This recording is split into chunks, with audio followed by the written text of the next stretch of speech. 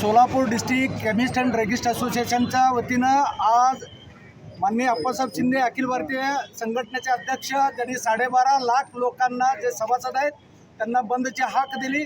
संपूर्ण Bharat, Kashmir to Kanyakumari, Kutch to Assam या सर्व रिटेलर्स, होलसेलर्स, सर्व केमिस्ट बंधू आज बंदावर होत आहे। प्रमुख मागणी 3च आहेत। पहिलं मागणी आहे ई फार्मसीच्या विरोधात। भारतामध्ये ई फार्मसीला अजून कायद्याने मान्यता दिलेले नसताना दिल्ली हायकोर्टाचा मान्य हे स्टे दिलेले असताना सुद्धा हे सर्रास ऑनलाईन विक्री चालू आहे। भारत सरकार जाणून बुजून नजरअंदाज करते त्याच्या विरोधात। आणि दुसरं कारण आहे जे मोठ्या मोठ्या कॉर्पोरेट कंपन्याकडून बक्षक सवलती, डीप डिस्काउंट हे पद्धत चालू केलेलं आहे। कारण DPCO आणि NPPA यांच्या माध्यमातून आमचं मार्जिन ठरलेलं आहे। होलसेलरांना 8%, रिटेलरना 16%।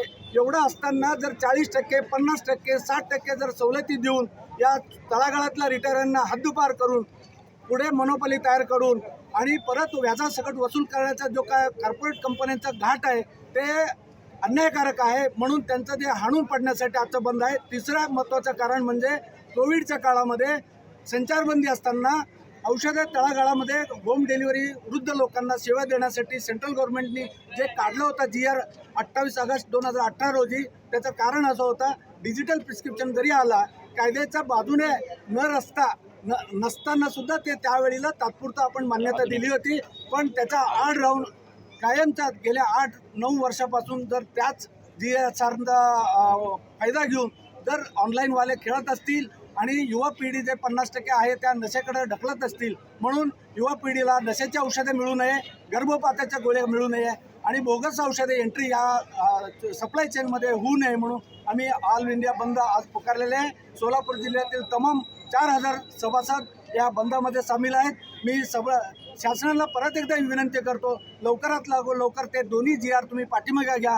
अन्यथा आपल्या नेते माननीय अप्पासाहेब शिंदेंनी सांगितलेलं आहे हे GR नाही मी घेतलं पाठीमागं परत आम्ही बेमुदत संपावर जाऊ, एवढं आम्ही माहिती देतो आणि थांबतो। धन्यवाद। नमस्कार, मी व्यंकटेश पुजारी, डिस्ट्रिक्ट सोलापूर जिल्हा केमिस्ट ड्रगिस्ट असोसिएशनचा अध्यक्ष। आज आमचा हा बंद 3 मागणीसाठी आहे। सगळ्यात प्रमुख मागणी आहे की बेकायदेशीर ई फार्मसी बंद व्हायला पाहिजे। कारण ड्रग्ज अँड कॉस्मेटिक ॲक्ट 1940 आणि 45च्या रूलप्रमाणे बेकायदेशीर आहे। त्याच्यामध्ये कुठल्याही ई फार्मसीचं प्रावधान नाही आहे। तसेच मोठ्या कॉर्पोरेट कंपन्याकडून जे मोठ्या प्रमाणात डीप डिस्काउंट दिले जातात त्या डीप डिस्काउंटमध्ये स्पर्धा म्हणजे इनबॅलन्स स्पर्धा होते, ते कुठेतरी बंद व्हावा आणि सगळ्यांना समान न्याय मिळावा। आणि हे जर मागण्या मान्य न झाल्या तर आम्ही बेमुदत संपावर जाण्याची तयारी करतो।